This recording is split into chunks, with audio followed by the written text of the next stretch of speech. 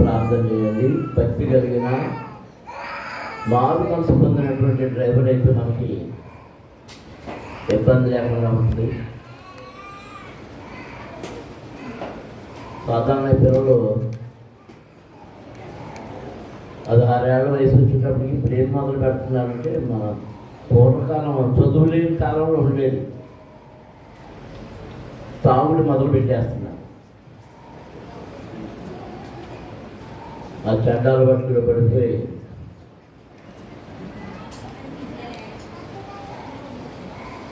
వాళ్ళు చేయవలసిన పనులకు కూడా సరైన న్యాయం లేకపోతున్నారు.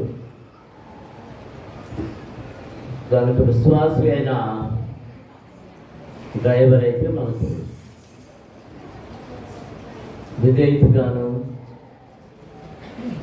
అలాగే దైవ సంబంధమైన కార్యాలకి అడ్డం లేకుండా ఉంటుంది. కనుక ప్రార్థన చేయండి.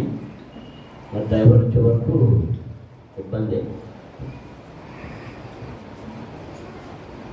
కొన్ని రాజు ఉంటాడేమో ఖాళీగా, మరి ఎక్కడ పోయాడు, అతను ఫోన్ కూడా వెళ్ళడం లేదు. రాజు నమ్మకాలు ఇబ్బంది లేకుండా ఉంది. మరి రాజేమో బ్యాన్ కొనుక్కున్న వాళ్ళని అది కొనుక్కున్నప్పుడు సంవత్సరం పాటు మన దగ్గర పనిచేశాడు.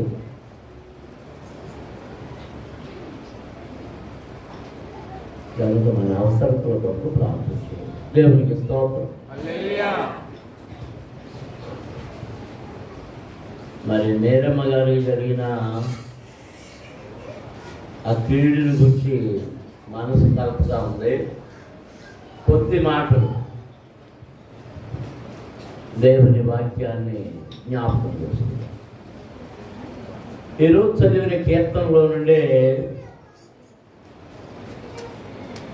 మనం జ్ఞాపకం చేస్తున్నాం. 79వ కీర్తన మొదటి వచనాన్ని మనం చదువుతాం. చదువుతారా? నేను చదువుతాను. దేవా, అన్యజనులు నీ స్వాస్థ్యములోనికి చొరబడి ఉన్నారు. వారు నీ పరిశుద్ధాలయమును అపవిత్రపరిచి ఉన్నారు. యెరూషలేమును పాడు దిబ్బలుగా చేసి ఉన్నారు. దేవునికి స్తోత్రం. హల్లెలూయా, హల్లెలూయా, హల్లెలూయా. తలలు వంచండి, కళ్ళు మూసుకోనండి. చిన్న ప్రార్థన. ప్రభువా, నాతో మాట్లాడు అని మీరందరూ ప్రభువుని అడగండి. స్తోత్రం. హల్లెలూయా, హల్లెలూయా, హల్లెలూయా, హల్లెలూయా, హల్లెలూయా. పరమరక్షక జీవాధిపతి మీకు స్తోత్రములు. ఇంతవరకు మిమ్మల్ని స్తుతించి గణపరిచి ఉన్నాము. ఏ వాక్యాహారమును భుజించడానికి మేము సిద్ధపడి మీ ముందు నిలిచి ఉండగా, మీరు పరిశుద్ధ వాక్యం అనే ఆహారమును మాకు విరిచి పంచి పెట్టమని వేడుకొనుచున్నాం ప్రభు.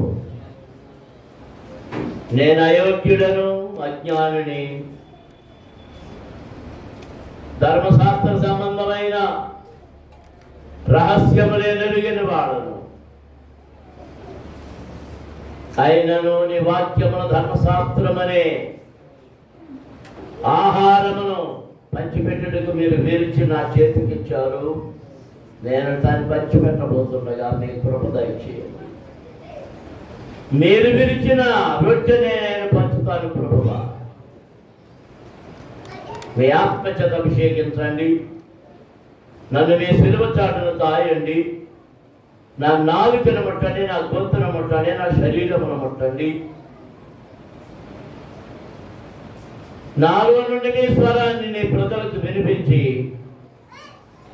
వినికిడిలో ప్రతి ఒక్కరిని దీవించమని యేసు నామమున అడుగుచున్నాము తండ్రి. ఆమేన్. దేవునికి స్తోత్రం. హల్లెలూయా. అందరం చేతులెత్తి గట్టిగా దేవునికి స్తోత్రాలు చెల్లించుదాం. హల్లెలూయా, హల్లెలూయా.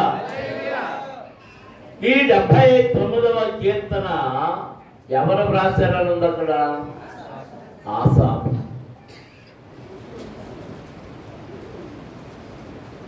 గాయకుల సమూహములో గాయక సమూహానికి నాయకుడిగా దావీదు ఈయనను ఏర్పాటు చేశాడు. దావీదు కాలంలో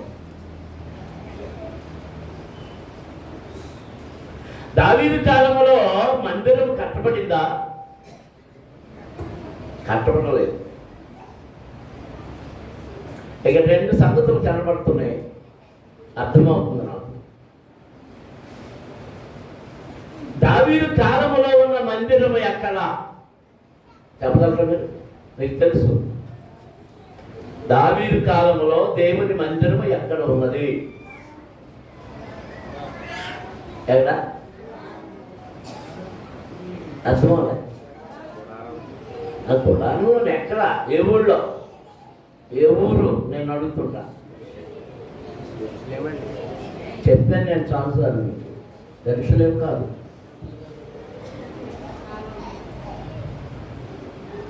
ఏమి యాజకత్వం ఎక్కడ చేశాడు? హన్న ఎక్కడికి వెళ్ళి ప్రార్థన చేసింది? షిలో. ఇశ్రాయేలు ప్రజలు ఐగుప్తు నుండి బయలుదేరి వచ్చాక స్వాస్థ్యాలు పంచిపెట్టిన తర్వాత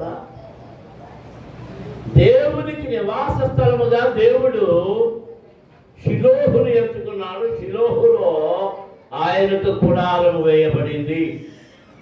దేవునికి స్తోత్రం. హల్లెలూయా, హల్లెలూయా. అక్కడ గుడారము దగ్గర ప్రభువును స్తుతించేవారుగా, పాడేవారుగా, గాయకులుగా ఉన్నటువంటి సమూహానికి అధిపతిగా ఆ దేవుని కృపను బట్టి దావీదు ఏర్పాటు చేశాడు రాజు కనుక. ఆసాపు అనేకమైన పాటలు రాశాడు. ఇందులో 12 కీర్తనలు ఆసాపు కీర్తనలు ఉన్నాయి. దేవునికి స్తోత్రం. హల్లెలూయా, హల్లెలూయా. ఈ వాక్యాన్ని చదువుతుంటే నాకు ఇది ఒక ప్రవచనముగా జరగబోయే వాటిని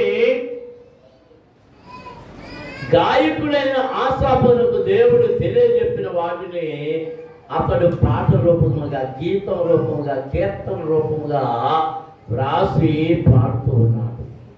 దేవునికి స్తోత్రం. అందరం స్తోత్రాలు చెల్లించుదాం. హల్లెలూయా, హల్లెలూయా. జరగబోయే వాటిని దేవుడు తన ప్రవక్తలకు ముందుగా తెలియజేస్తాడు. దానియేలు గ్రంథాన్ని చదువుతుంటే అనేకమైన దర్శనాలు దానియేలు చూశాడు. ఇర్మియా చూశాడు, యెషయా చూశాడు, ఎజ్కేలు చూశాడు. ప్రవక్తల గ్రంథములలో ఉన్నటువంటి ప్రవక్తలందరూ దర్శనములు చూస్తున్న వారే. దేవునికి స్తోత్రం. హల్లెలూయా. దర్శనములు చూచినందుకే, వాటిని చెప్పినందుకే అసూయపడి కొట్టి గోతులు పడద్రోసి ఐగుప్తీయులైన ఇశ్మాయేలీయులకు అన్ని వేశారు. ఎవరిని? యోసేపు. కానీ ఆచరణలే అతనిని, ఆదర్శనాలే అతనిని ఆ ఐగుప్తు దేశానికి అధిపతిగా మార్చింది. దేవునికి స్తోత్రం. అందరూ స్తోత్రాలు చేయించండి. హల్లెలూయా, హల్లెలూయా, హల్లెలూయా. దానియేలును కూడా ప్రసిద్ధుడిగా చేసింది ఏంటంటే ఈ కళల దర్శనాలు.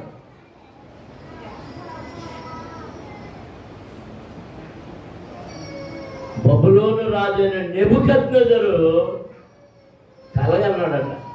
ఆ కళను ఏం చేశాడు? మళ్ళీ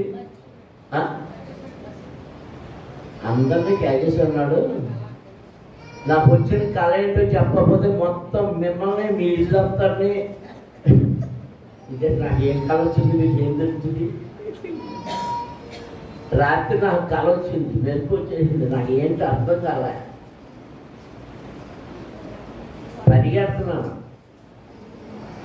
పరిగెడుతున్నాను ఆ పరుగులో మెరుగలుగా వేగం పరిగెడుతున్నాను. ఎంతైనా ఏదో దాటను. ఎంత వేగానికి వచ్చిందంటే లారీతో పరిగెడుతున్నాను.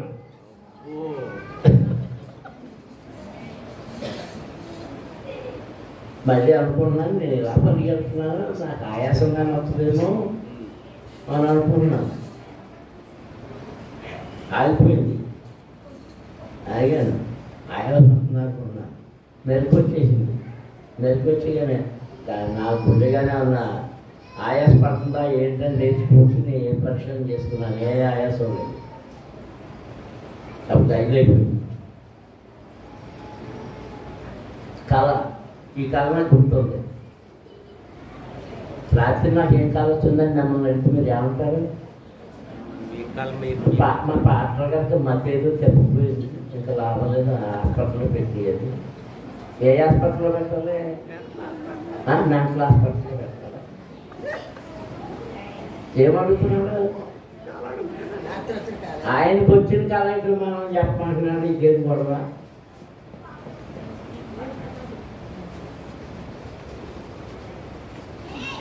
నెబుకద్నెజరుకు వచ్చినటువంటి కళ ఏంటో తెలియకపోతే ఆ దేశంలో ఉన్న ఆ మాంత్రికుల్ని, తాంత్రికుల్ని, వాళ్ళందరినీ, జ్ఞానులను అందరినీ చంపేస్తానంటుంటే అప్పుడు దానియేలుకు దేవుడు బయలుపరిచాడు. దేవునికి స్తోత్రం. హల్లెలూయా, హల్లెలూయా. దేవుని పిల్లలారా, సంఘములో జరగబోయే వాటిని కూడా దేవుడు తాను ప్రేమించిన తన పిల్లలకు ముందుగా తెలియజేస్తాడు. నమ్మిన వారు దేవునికి స్తోత్రం జరుగుతాడు. హల్లెలూయా. దానియేలు ఏమంటున్నాడో తెలుసా? ప్రభు ఆయనకు వచ్చిన కళ ఏంటో చెప్పాలంటే, దానియేలు నీవు నాకు బహుప్రియుడవు. ఎవరివి? నీవు నాకు బహుప్రియుడవు కనుక నేను నీకు దీనిని తెలియజేయుచున్నాను. దేవునికి స్తోత్రం. అంటే ముందు వాటిని ఎవరికి తెలియజేస్తాడు ఆయన? తనకిష్టులైన వారికి, తనకు ప్రియులైన వారికి ముందుగా తెలియజేస్తాడు. దేవునికి స్తోత్రం. హల్లెలూయా. ఇప్పుడు ఎక్కడ చూసినా పేపర్లో ఎంచుకుంటూ అన్నింటిలో ఏమంటున్నారంటే ప్రాఫెట్, ప్రవక్త అని ఎంచుకుంటున్నారు. బిషప్, రెవరెండ్, డాక్టర్, అది ఇది ప్రవక్త ఇవన్నీ ఎంచుకుంటున్నారు.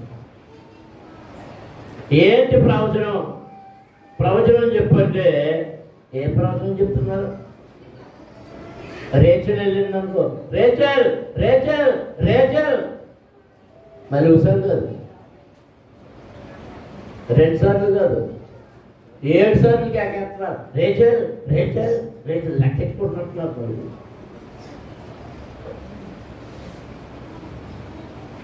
నీ సంతానాన్ని వృద్ధి చేస్తారు, నీ సంతానాన్ని వృద్ధి. ఎవరి సంతానం ఇందులో? కూతురు సంతానమా, కొడుకు సంతానమా? ఇప్పుడు మురిసిపోతారు. నా సంతానాన్ని వృద్ధి చేస్తారంట, నా సంతానాన్ని వృద్ధి చేస్తారంట. అంటే మా ప్రవీణ్కి మళ్ళీ పెళ్ళి అయిపోతారనమాట.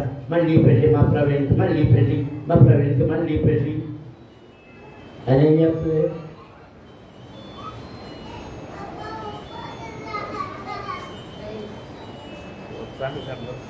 అంటే ఇవన్నీ మనుషులకు ఇంపైన మాటలు వినిపించడం కొరకు చేసే పనులు, చెప్పే మాటలు. దేవుడు ఎవరికి తెలియజేస్తున్నాడు? తనకిష్టులైన వారికి. అంతేకాదు, యేసుప్రభు పుట్టినప్పుడు ఆ గొర్రెల కాపరుల దగ్గరికి వెళ్ళిన దేవదూత ఏం చెప్పాడు? ఆయనకి ఇష్టమైన వారికి భూమి మీద సమాధానము కలుగునుగాక. అమ్మ దేవునికి స్తోత్రం చెల్లించుదాం. హల్లెలూయా. భూమి మీద మనకు సమాధానము లేదంటే మనం ఆయనకి ఇష్టలము కాదు. ఇక అంతే, గెలిపదే. మనం వెంటనే దాన్ని అర్థం చేసుకోవాలి. మనకు సమాధానం కలిగి ఉందా అండి? పద్మ ఏంటి? పద్మపుత్ర ఇప్పుడు మధ్యలో చూసారు.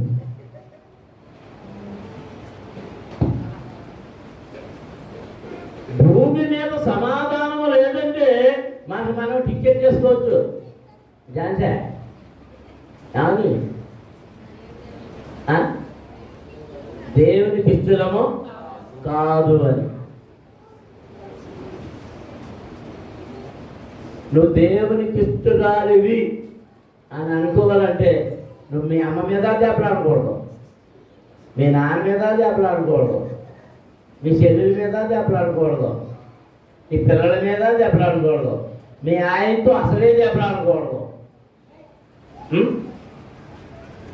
ఎవరితోటి దెబ్బలాడకూడదు. అప్పుడే నీకు ఏమన్నట్టు సమాధానం. ఏమవుతుందా? మీ ఇద్దరు దెబ్బలాడుకుంటుంటారా? అమ్మ కూతురు మాట్లాడతలేదు, సమాధానం వస్తలేదు అంటే ఉందన్నమాట.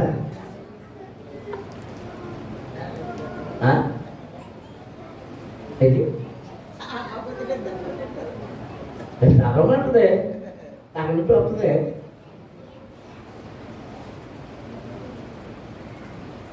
మన ఇరుగు పొరుగులతో సమాధానం, మన సరిహద్దుల్లో సమాధానం. దేవునికి స్తోత్రం. హల్లెలూయా, హల్లెలూయా. ఆసాపుకు దేవుడు తెలియజేసింది ఏంటంటే, దేవుడితో మాట్లాడుతున్నాడు, దేవా అన్యజనులు నీ స్వాస్థ్యములోనికి చొరబడి ఉన్నారు. ఎక్కడ చొరబడ్డారంట? ఎక్కడ చొరబడ్డారు? ఎవరి స్వాస్థ్యం? దేవుని స్వాస్థ్యము. స్వాస్థ్యం అంటే ఆయన ఆస్తి, ఆయన సంతానం, ఆయన పిల్లలు. మనం నిర్గమాకాండం 2వ అధ్యాయంలో చదువుతుంటే అక్కడ ఏమన్నాడంటే, ఇశ్రాయేలు నా జ్యేష్ఠ పుత్రుడు. ఇశ్రాయేలు ఎవరు? నా జ్యేష్ఠ పుత్రుడు. దేవునికి స్తోత్రం. అందరూ స్తోత్రం చెల్లించుదాం. హల్లెలూయా, హల్లెలూయా, హల్లెలూయా. దేవుడు అనేక సార్లు ఏమంటున్నాడంటే, ఇశ్రాయేలు నా కుమారుడు, నా జ్యేష్ఠపుత్రుడు, వారు నన్ను ఆరాధిస్తారు, నేను వారిని ప్రేమిస్తాను, నేను వారికి దేవుడినై ఉందును. ఏమై ఉంటాను? నేను వారికి దేవుడినై ఉందును. అందుకే ఆసాపు ఏమంటున్నాడంటే, దేవా నీ స్వాస్థ్యములోనికి అన్యజనులు చొరబడి ఉన్నారు. నీ స్వాస్థ్యం అంటే ఏది? నీ పొలం నీ స్వాస్థ్యం, నీ ఇల్లు నీ స్వాస్థ్యం, నీకు కలిగింది నీ స్వాస్థ్యం. నీకున్న పొలంలోనికి పక్కడు ఎవరన్నా వచ్చి వ్యవసాయం చేయడం మొదలెట్టారు అనుకోండి, ఊరుకుంటావా? ఎంతమంది ఊరుకుంటారు? మీరు ఏ ఊరో లేకపోతే రోడ్డు మీదకో వెళ్ళారు తాళం వేసి ఇంటికి, ఎవడొచ్చి తాళం పగలు కొట్టి ఇది నా ఇల్లు అని అందులో ఉన్నాడు, ఊరుకుంటారా? మా నర్సయ్య గారు ఊరుకుంటాడంట. నర్సయ్య గారా ఎవరిని రానివ్వం కదా, అక్కడ కాపురం కనీసం మా పొయ్యమ్మనన్నా అక్కడ అన్నం పెట్టి కుక్ చేసి అలా పెట్టి వెళ్తాం, కానీ ఖాళీగా మీద ఎప్పుడు తాళం వేయదు కదా అంటున్నాడు.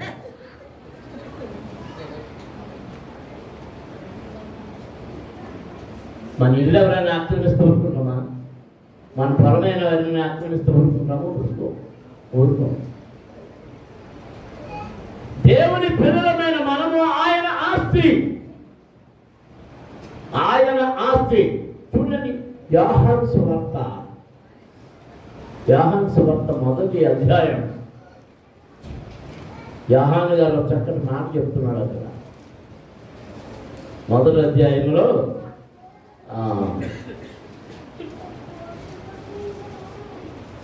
12వ వచనం,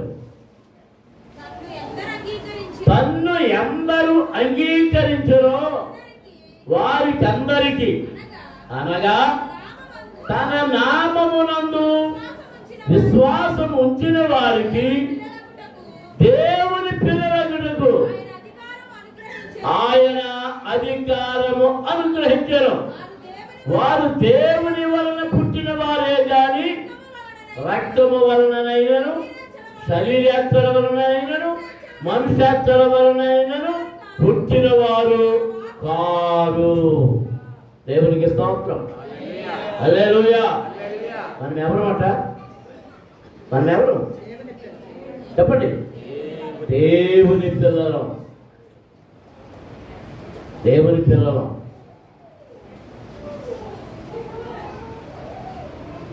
నూట 20 కీర్తనలు ఏం చదువుతున్నాము? కుమారులు యెహోవా అనుగ్రహించు స్వాస్థ్యము.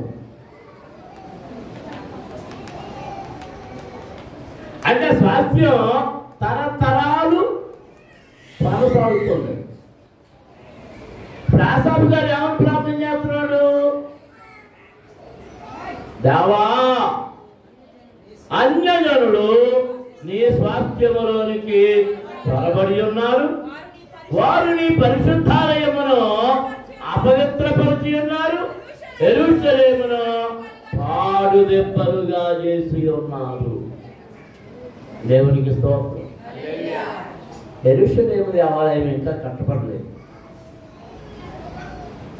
దానిని దావీదు కుమారుడు కడతాడని చెప్పాడు.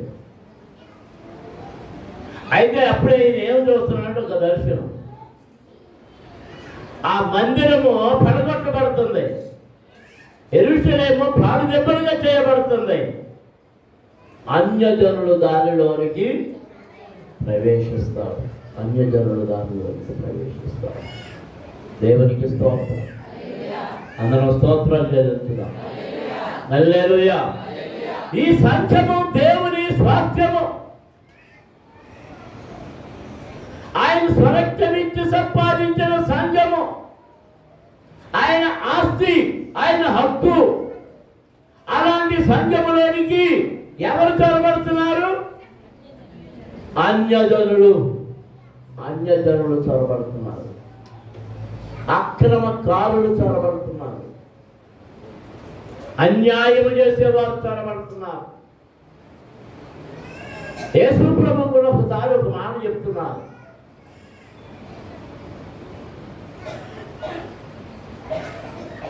దేవుని రాజ్యములోనికి బలాత్కారులు ప్రవేశించుతున్నారు. ఎవరు?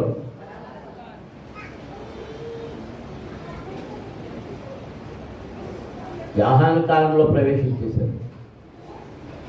బలాత్కారులు ఎలా ప్రవేశిస్తారు? ఎలా ప్రవేశిస్తారు?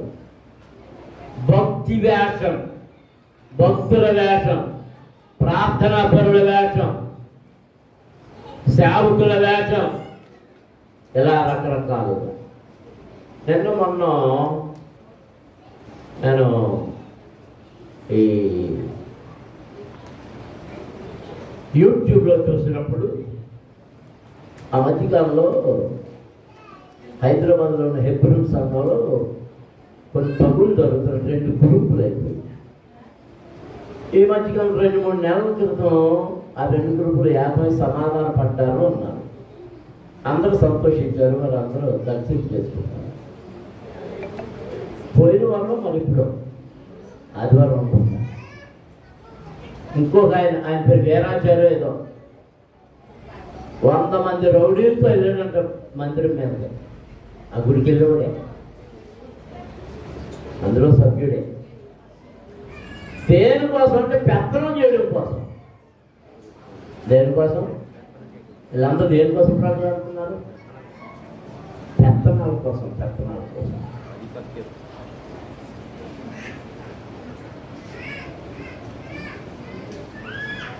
యేసయ్య అంటున్నాడంటే దేవుని రాజ్యము భోజనమును పానమును కాదు, మరేమైంది?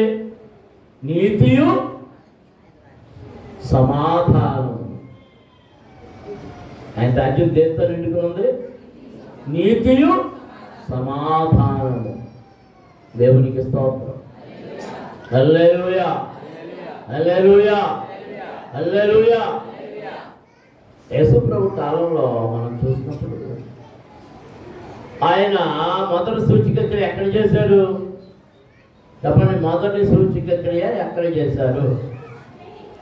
చెప్పగలరా? చెప్పగలవాళ్ళు చెయ్యొద్దండి, మాకు తెలవదండి. అలాంటి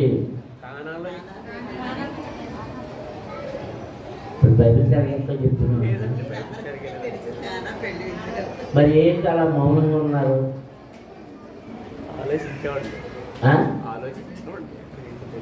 అంటే ఆలోచించవలసి వచ్చిందంటే అర్థం ఏంటి?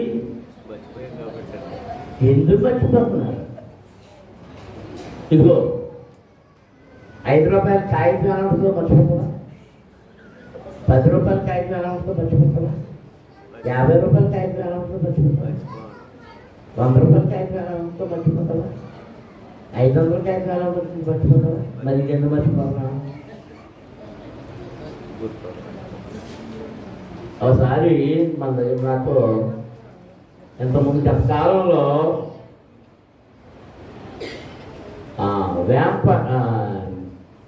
ట్యాంపుకొండ నుంచి వేముల యోసేపు అని ఒక సేవకుడు వచ్చాడు. అతనికి కళ్ళు కనపడదు, చిన్నపల్లి పుట్టుకలోనే కళ్ళు వస్తుండేవాడు, కాకుండేవాడు. ఒకసారి మధ్యలో వచ్చాడు, సేవకుడు పోవడానికి కాదు, మధ్యలో వచ్చాడు, ఏదో మాట్లాడడానికి. సరే వచ్చాడని ఛార్జీ పట్టుకెళ్ళని దారిలో పట్టుకుని అప్పుడు ఒక 50 రూపాయలు ఇచ్చానని 100 రూపాయలు తీసుకొని ఇచ్చాడు. 100 రూపాయలు తీసుకొని ఇస్తే అది ఏం చేయడం తెలుసా?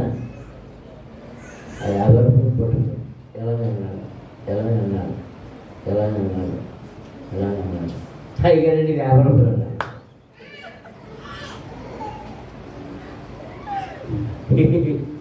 అంటున్నాడు.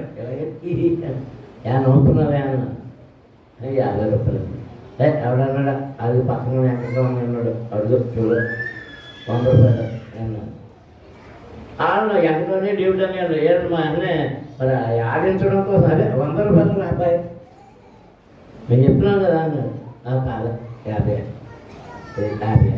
అంటే వచ్చు అంటున్నాడు. వచ్చు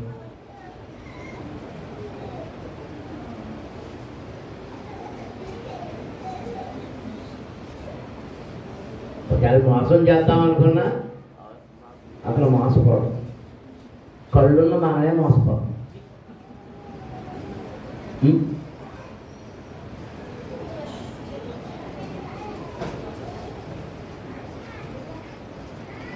బలాత్కారులు దేవుని రాజ్యములో ప్రవేశించి సంఘములోనికి ప్రవేశించి దత్యవేషం వేసుకొని వేషధారులై ఇతరుల యొక్క విశ్వాసాన్ని పాడు చేస్తూ దేవునిలో నుండి వారిని దూరం చేస్తారు. మనము ఆ యోహాను సువార్తలో 2వ అధ్యాయం 13వ వచనం చదువుతాం. యూదుల పస్కా పండుగ సమీపింపగా యేసు యెరూషలేమునకు వెళ్ళి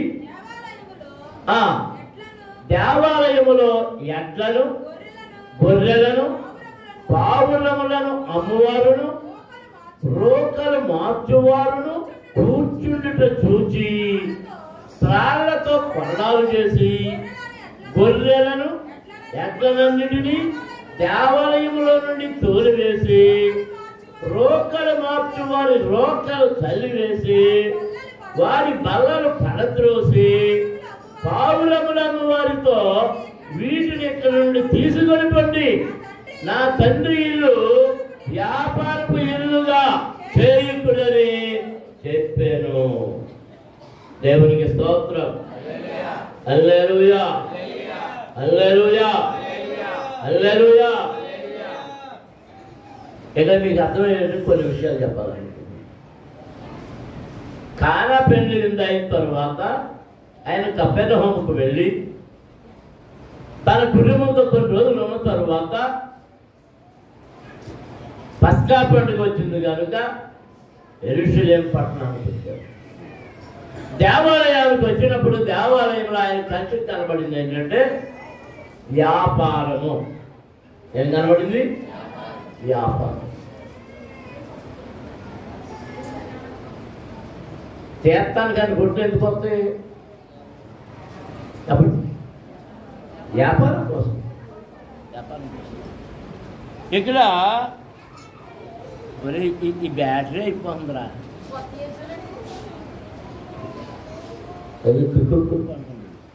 నా మామూలు బయట ఇచ్చేవాడు. దేవునికి స్తోత్రం. హల్లెలూయా.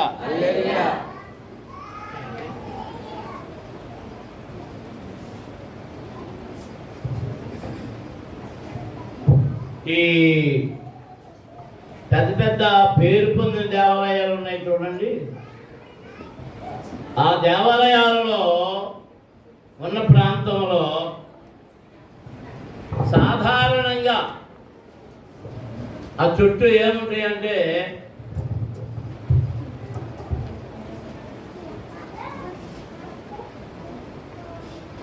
ఆ కొట్లు, రకరకాల షాపులు. ఇది వరకు అన్నవరం మీద నుంచి వైజాగ్ వెళ్తుంటే అన్నవరం నుంచి వెళ్ళేటప్పుడు ఊళ్ళో నుంచి వెళ్ళేది. ఇప్పుడు బైపాస్ వేసిన తర్వాత దానికి వెళ్ళడం లేదు. కానీ ఆ ఇరుకు రోడ్డుని అన్నీ కొట్లే, అన్నీ కొట్లే. ఏం జరుగుద్ది అంటే ఇతర ఊళ్ళ నుంచి వచ్చిన వాళ్ళు ఏవో సామాన్లు కొనుక్కుంటారు, రకరకాల వ్యాపారాలు కావు. కానీ బహుశా ఆ కొండ మీద ఉండవు కొట్లు. వ్యాపారం అంతా ఎక్కడ దొరుకుద్ది? ఇక్కడ ఎంతో దొరుకుతుంది. మాకు తాతారావు అనే డ్రైవర్ ఉండేవాడు కదా. సరిగ్గా ఆయనకి వెళ్ళినప్పుడు ఏం చేసేవాడు అంటే అయ్యండి ఒక్క క్షణం అని కారు పక్కన పెట్టి వెళ్ళి ఏంటి ప్రసాదం కొనుక్కు తెచ్చుకునేవాడు. లడ్డు ప్రసాదం అదేంటి మరి ఇంత పక్కన ఉండేది. అదేంటి అంటే ఏంటి పొద్దున్న కొనుక్కునేవాడు. ఏంటంటే టిఫిన్ నాకు ఇదేనండి. ఎంత అదే బహుశా ఆ పరమాన్నం లాంటిదో మరి ఏంటో నేను ఎప్పుడు చూడలేదు దాన్ని. అది కొనుక్కున్నాను. అది కింద ఉండేది ఒక బొమ్మ, అక్కడ ఆ పక్క ఆపేసి వెళ్ళి కొనుక్కు వ్యాపారం జరుగుతుంది. యెరూషలేము దేవాలయం దగ్గర కూడా వ్యాపారం జరుగుతుంది. వ్యాపారం ఎందుకు జరుగుతుంది అనే దానికి ప్రశ్న ఏంటంటే ఎక్కడెక్కడి నుంచో వస్తారు భక్తులు.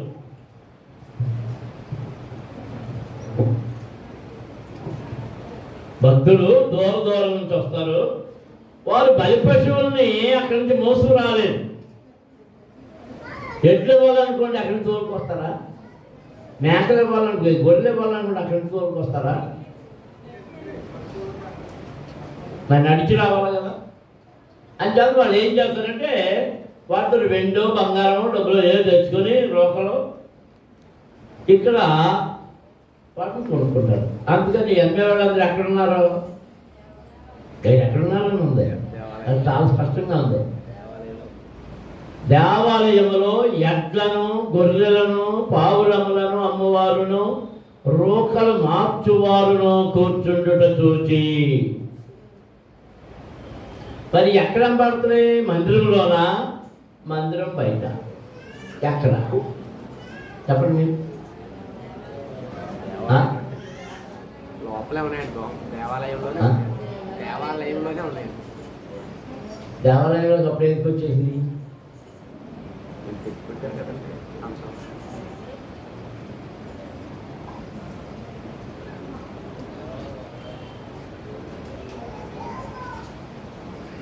మాకు పాట ఉంది అన్నది, గొర్రెల ద్వారం దగ్గర యెరూషలేములో గొర్రెల ద్వారం దగ్గర బెతెస్దాలోనేరు కలదు అందు మంటపములైదు చుట్టూ కలదు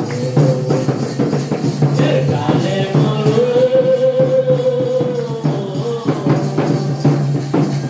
పుట్టివారు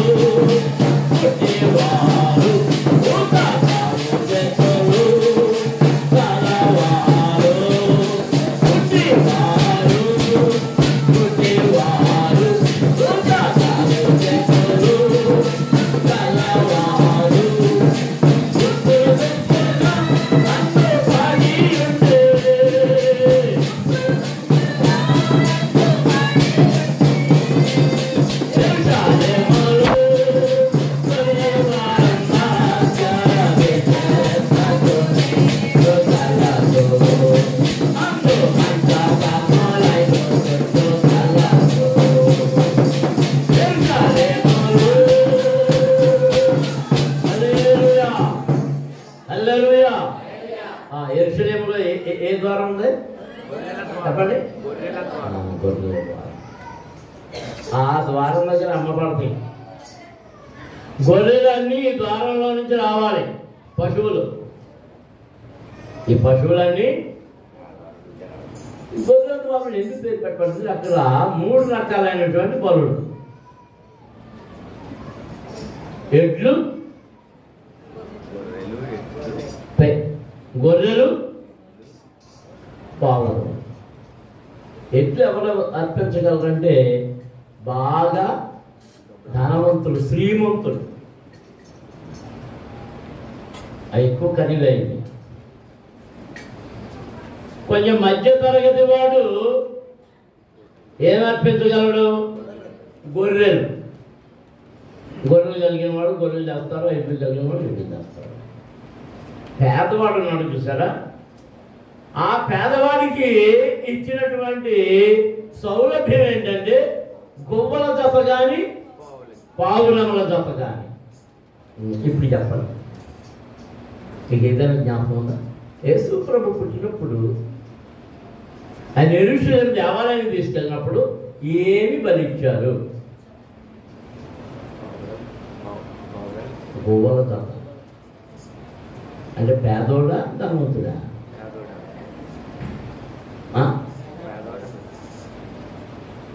నిరుపేద కుటుంబంలో పుట్టిన దేవునికి స్తోత్రం. హల్లెలూయా. జరగవలసినవన్నీ జరగాలి కనుక 8వ దినమున సున్నతి జరిగింది. అలాగే ఇవ్వవలసిన బలి ఇవ్వడానికి ఆ గొప్పల జత ఇంకా పావురముల జతను తీసుకుని వెళ్ళి అక్కడ నడిపించినట్టుగా మరియా యోసేపులు మనం దేవుని వాక్యంలో చూస్తున్నాం. సరే, అన్నీ అమ్మేవాళ్ళట ఎక్కడ కూర్చున్నారట? వెళ్ళి దేవాలయంలో కూర్చున్నారు. ఇలా వ్యాపారం ఎక్కడ జరుగుతుంది? బయట జరుగుతుంది. మరి లోపల కొట్టి ఇచ్చేసారు. ఇప్పుడు వాళ్ళ దగ్గరికి వెళ్ళి ఏమన్నాడంటే అక్కడ మనం చూస్తున్నాం, త్రాళ్ళతో కొండాలు చేసి గొర్రెలను ఎడ్లన్నిటిని దేవాలయములో నుండి తోలివేసి రోకలు మార్చి వారి రోకలు చల్లివేసి వారి బల్లలు పడదోసి పావురముల అమ్మవారితో వీటిని ఇక్కడ నుండి తీసుకొని పొండి, నా తండ్రి ఇల్లు వ్యాపారపు ఇల్లుగా చేయకూడని వారితో చెప్పాను. దేవునికి స్తోత్రం. హల్లెలూయా, హల్లెలూయా. దేవుని మందిరమును, దేవాలయమును, దేవుని సన్నిధిలో జరగవలసిన వాటికి బదులుగా ఏం జరుగుతుందంటే వ్యాపారం. వ్యాపారం వ్యాపారం. వాళ్ళ లాభాలు చూసుకున్నారంతే. పవిత్రత, పరిశుద్ధత, యథార్థత, దేవుని వాక్య నిబంధన ఎలాగ ఉండాలో, ఎలాగ జరగాలో దానిని ఆలోచించడం లేదు. వారు వ్యాపారమును వృద్ధి చేసుకోవడం మాత్రమే. అపోస్తలుడైన పౌలు అంటున్నాడు, ప్రతివాడు తన సొంత కార్యములనే చూసుకుంటున్నాడు కానీ ఎవడును దేవుని కార్యమును చూడటం లేదు. మరొకడు అన్నాడు, యెహోవా కార్యమున శ్రద్ధగా చేయువాడు శాపగ్రస్తుడగును. శాపగ్రస్తుడగును. దేవునికి స్తోత్రం. అందరము స్తోత్రాలు చెల్లించుదాం. హల్లెలూయా. ఇదిగో కొంతకాలానికి మందిరం కట్టబడుతుంది. కట్టబడిన మందిరములోనికి అన్యజనులు వస్తారు. వచ్చిన అన్యజనులు చేయకూడని కార్యాలు చేస్తారు. యెరూషలేమును కాల్చేస్తారు. దాన్ని పాడి దెబ్బలుగా మార్చివేస్తారు. మరి దేవుడు ఎందుకు చూస్తూ కూర్చుంటాడు? జీవం కలిగిన దేవుడు కదా, సజీవుడైన వాడు కదా, మరెందుకు వాడిని నాన్న అనుమతిస్తున్నాడు అంటే ఒక్కటే జవాబు. దానిని యెషయా ద్వారా చెప్పాడు, యెహెజ్కేలు ద్వారా చెప్పాడు, ఇర్మియా ద్వారా చెప్పాడు. మీరు దేవుని మందిరములో విగ్రహారాధన చేస్తున్నారు. దేవుని విడిచిపెట్టి విగ్రహముల వైపు తిరుగుతున్నారు. దేవునికి స్తోత్రం. హల్లెలూయా. మీరు ఇంటికి వెళ్ళిన తర్వాత యెషయా గ్రంథం చదవండి, ఇర్మియా గ్రంథం చదవండి, యెహెజ్కేలు గ్రంథం చదవండి, దానియేలు గ్రంథం చదవండి. ఇవన్నీ చదివినప్పుడు వాళ్ళు ఏ రాజుల కాలంలో ఉన్నారో అది కూడా ఉంటుంది పైన. వాళ్ళు ఏ రాజుల కాలంలో ఉన్నారు. దానియేలు 5-6 వరుసల రాజులను చూశాడు. నెబుకద్నెజరు తీసుకెళ్ళాడు. నెబుకద్నెజరు తరువాత బెల్షస్సరు కాలం చూశాడు. ఆ తరువాత అహష్వేరోషు కొడుకైనటువంటి దర్యావేషు వచ్చి ఈ బెల్షస్సరును పడగొట్టేసి ఇచ్చేస్తే ఆ కాలంలో ఉన్నాడు. అన్ని కాలంలో ఒక బెల్షస్సరు కాలంలో మాత్రమే మర్చిపోబడ్డాడు. కానీ ఆ బెల్షస్సరు చచ్చే ముందు మరలా దానియేలును గుర్తించవలసి వచ్చింది. దర్యావేషు కూడా దానియేలును గుర్తించి రాజ్యములో 3వ అధిపతిగా చేశాడు. దేవునికి స్తోత్రం. హల్లెలూయా. హల్లెలూయా. అందరితోనూ ఒకటి చెప్తున్నాడు, నా ప్రజలు నా మీద తిరుగుబాటు చేస్తున్నారు.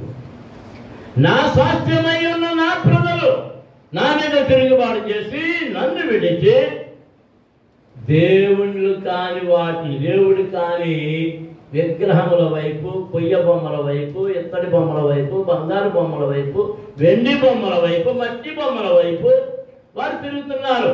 వారికి కనబడిన ప్రతి చెట్టు క్రింద, పచ్చని చెట్టు క్రింద వారు తమ కామములు రేపుకొనుతున్నారు. రేపుకున్నారంట అంటే దానికి అర్థం ఏంటంటే చెట్టు చూస్తే వాళ్ళు ఏం చేస్తున్నారంటే అక్కడ రాయి పెట్టేస్తున్నాం, లేకపోతే చెట్టుకే ఆ బొట్టెట్టేసి పెట్టేస్తున్నారు. ఇది వరకు ఉప్పేరు వెళ్ళేటప్పుడు కొండపల్లి దగ్గర ఒక చెట్టు లేదు. అది ఆ కొండపల్లికి దేవత అంట. ఆ చెట్టు కొండలమ్మ దేవత అని లేదు. దానికి చాలా పూజలు చేసేవారు. రోడ్డు పెద్ద చేయడంలో ఏమైందంటే రోడ్డు మధ్యకి వచ్చేసింది. ఆ చెట్టు పడపట్లే, అలాగే రోడ్డు పోసారు, అలాగే పక్కన నుంచి ఇచ్చేసారు. మరి ఏమైందో మళ్ళీ ఒకసారి వెళ్ళేటప్పుడు ఆ చెట్టు ఇరిగిపోయింది. మరి గాలి ఇచ్చేసింది, ఏది వచ్చేది. ఇప్పుడు ఆ చెట్టు నుంచి వద్దామన్నా లేదు. ఏమైపోయింది?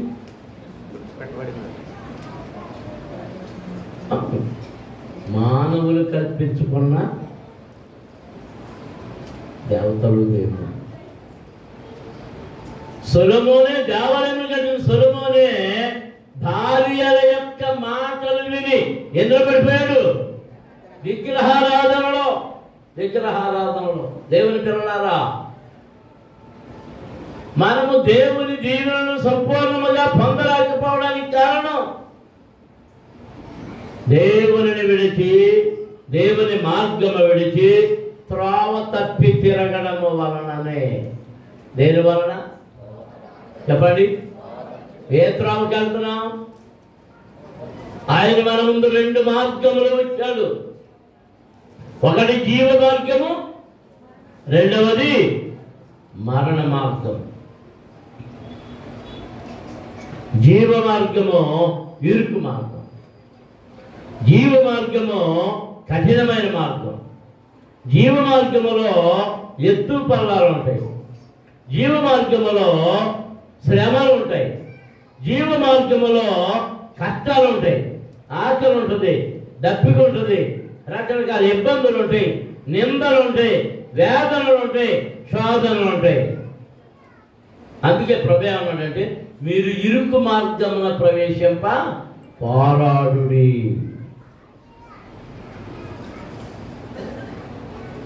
విశాల మార్గం ఎలా ఉంది? చాలా విశాలంగా ఉంది. అబ్బో, ఎలా అయినా పరిగెత్తిపోవచ్చు, అన్ని కార్లు వెళ్ళిపోతుంది, చాలా వేగంగా వెళ్ళిపోతుంది, ఏ ఆటంకం లేదు. దాని మీద ఆఖరికి స్పీడ్ బ్రేకర్లు కూడా లేవు. చూడండి, మనకి హైవేల్లో స్పీడ్ బ్రేకర్లు ఉండవు. ఇంకా అమెరికాలోనే ఉన్నాయి కానీ మనకు లేవు. అమెరికాలో హైవేలో ఉండవు. ఈ మిగిలిన రోడ్ల మీద స్పీడ్ బ్రేకర్లు ఉంటాయి. ప్రతి ఊళ్ళో ఖచ్చితంగా స్పీడ్ బ్రేకర్లు ఉంటాయి. సెంటర్ వచ్చేటప్పుడు స్పీడ్ బ్రేకర్లు ఉంటాయి. మనకు ఉన్న స్పీడ్ బ్రేకర్లను తీసి పారేశారు తొందరగా రావాలని.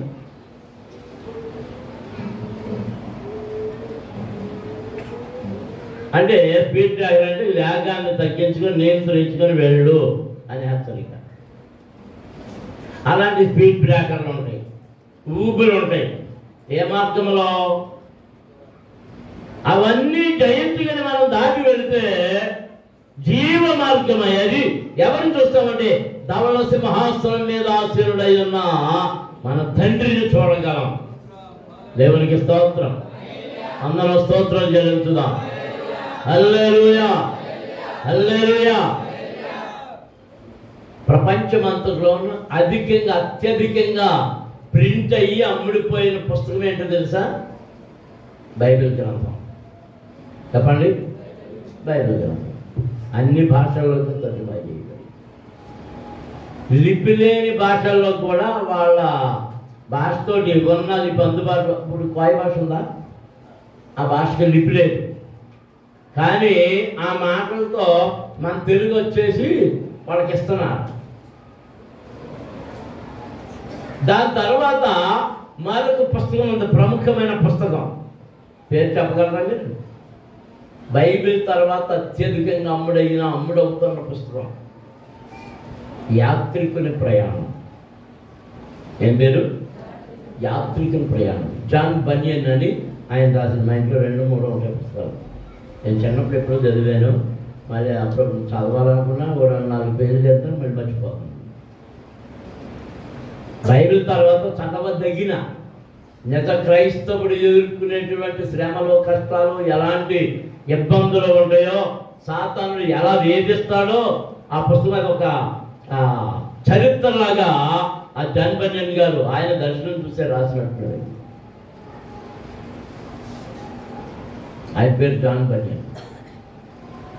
ఆ పుస్తకం మీకు అందుబాటులో ఉంటే చదవండి, లేదా కూర్చుని చదవండి. నన్ను అడగండి, నేనే ఉన్నాను.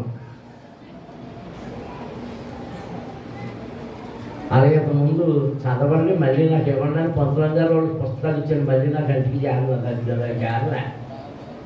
ఒకసారి అడిగితే ఏమో నాకు ఏం తెలుసు, ఎక్కడ పడేదన్నా ఉంటుంది. అది 3 ఉండేవారు. వచ్చేది పొద్దులమ్మా, పుస్తకాలు ఇచ్చాను గుర్తుందా?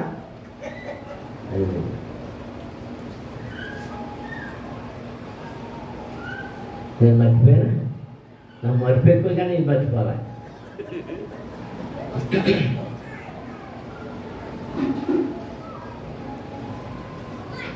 దైవ భక్తుల జీవితాలను మనం చదువుతుంటే వారి సాక్ష్యాలు మనకి ఎంతో బలాన్ని కలిగిస్తాయి.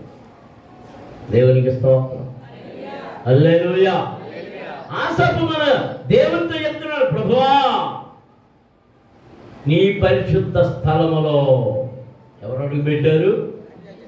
ఎవరు? అన్యజనులు. అన్యజన స్వభావాన్ని విడిచిపెట్టిన వాడు ఎవడు సంఘములో ఉన్నా చెడుగే. సంఘం చెడిపోతే, భక్తి చెడిపోతే, ప్రార్థన చెడిపోతే, విశ్వాసం చెడిపోతే, నమ్మకం చెడిపోతే, నమ్మకత్వం చెడిపోతే. దేవునికి స్తోత్రం. హల్లెలూయా. హల్లెలూయా. అందుకే మనం ఏం చేయాలంటే మన ప్రార్థనల ద్వారా మన సంఘాన్ని మనం కాచుకోవాలి. మన భక్తి జీవితాన్ని మనం కాచుకోవాలి. దేవునికి స్తోత్రం. హల్లెలూయా. ఓ మనసా భయమేలానే నమ్మదగిన యేసుండు నీకుండగా. ఓ మనసా భయమేలానే నమ్మదగిన యేసుండు మనకుండగా. అయ్యా నేనే పడుకోవాలి.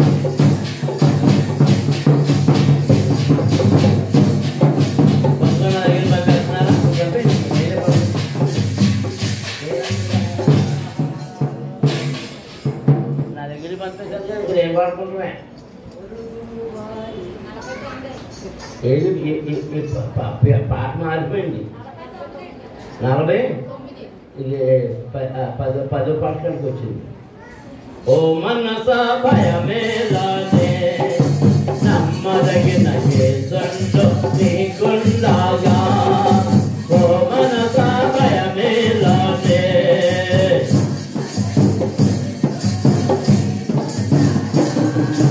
యేసయ్యా నీ బ్రతుకున వెలుగయ్యున్నాడు. యేసయ్యా నీకు రక్షణయ్యున్నాడు. నరులనిలో నీకింత భయమేల మనస. నరులనిలో నీకింత భయమేల మనస. ప్రభువే నీ దుర్గముగా ఉండగా ప్రాణము తీయునెవరో. నీకింకా దిగులేలా ఓ మనస. ప్రాణము తీయునెవరో. నీకింకా దిగులేలా ఓ మనస. ఓ మనస భయమేలానే నమ్మదగిన యేసుండు నీకుండగా. ఓ మనస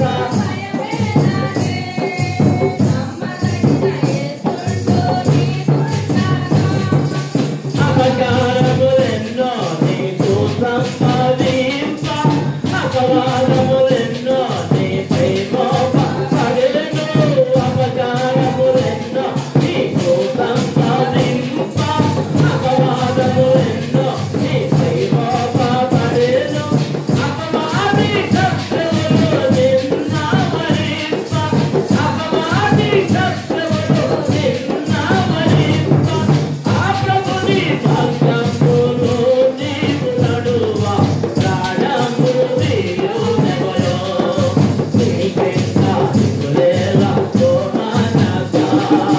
ప్రాణము తీయునెవరో. దిగులేలా ఓ మనస. ఓ మనస భయమేలానే నమ్మదగిన యేసుండు నీకుండగా. ఓ మనస భయమేలానే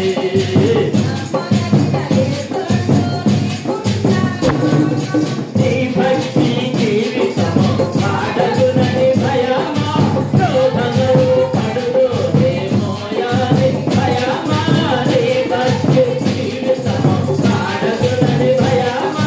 శోధనలు పడుదునేమోయని భయమా. నాశనమైపోతునేమోయని భయమా. నాశనమైపోతునేమోయని భయమా.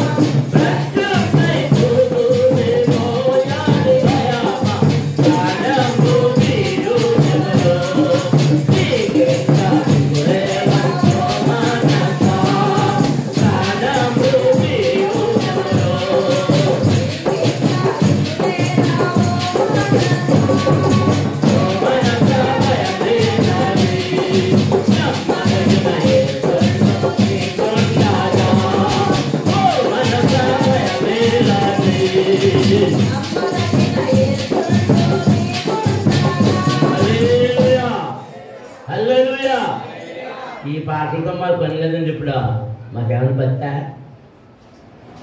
పూర్వకాలం ఉంటుంది భక్తులు, వాళ్ళకి భయం, మాకు భయం ఏంటి?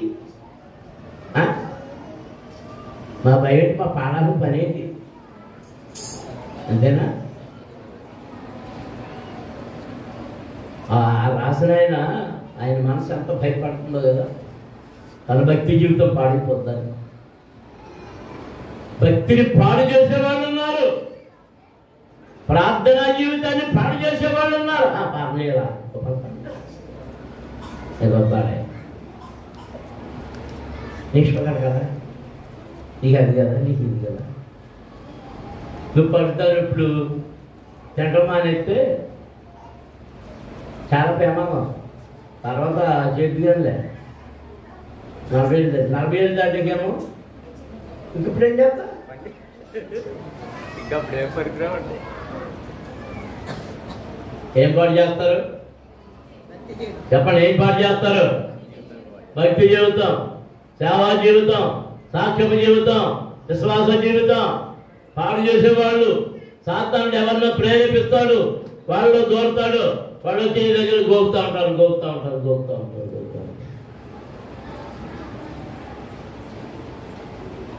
నిన్న 12 చూశాను. పొత్తుపాత్రలు ఎంతమంది చేస్తాను వాళ్ళే. నేను పొత్తుపాత్రలు ఎవరెవరో చదువుతాను.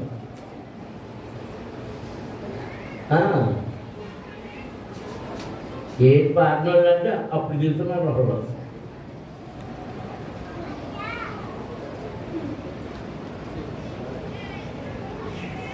నిన్నెవరో పాడు చేయట్లేదు, నీకు నువ్వే పాడైపోతున్నా, ఇతరులను పాడు చేసేస్తావు. మోకరించండి, ప్రార్థన చేసుకుంటాం. ఎప్పుడైతే నువ్వు దేవుని హద్దులో నుండి, ఆవరణలో నుండి తప్పుకుంటావో సాతానుడు నిన్ను పాడు చేస్తాడు. ఆయన అధికారంలో నీవు లేకపోతే నీ భక్తి జీవితం పాడైపోతుంది, అయోగ్యమైన బ్రతుకు అయిపోతుంది, పనికిరాని జీవితం అయిపోతుంది. నీ ప్రార్థనలకు జవాబు ఎందుకు రావడం లేదు? ఆయన హస్తం ఏమైనా కూరిచా? ఆయన బాహు ఏమైనా కూరిచా? కాదే. ఆయన హస్తము ఎంత దూరమైనా చాపబడుతుంది. ఎంత దూరంలో ఉన్నా, ఎంత లోతులో ఉన్నా, ఎంత ఎత్తులో ఉన్నా ఆ హస్తము నిన్ను పట్టుకోగలదు, నిన్ను ఆదరించగలదు, నిన్ను కాపాడగలదు, నిన్ను బాగు చేయగలదు. అన్యాచారములో నీ హృదయమును ఆక్రమిస్తున్నాయి. అన్యజనుల తలంపులు నీ మనస్సును వశపరుచుకుంటున్నాయి. అందుచేత దేవునికి దూరం అయిపోతున్నావు. వాటి వశం కావద్దు, వాటికి నిన్ను నీవు అప్పచెప్పుకోవద్దు. హల్లెలూయా, హల్లెలూయా, హల్లెలూయా, హల్లెలూయా, హల్లెలూయా.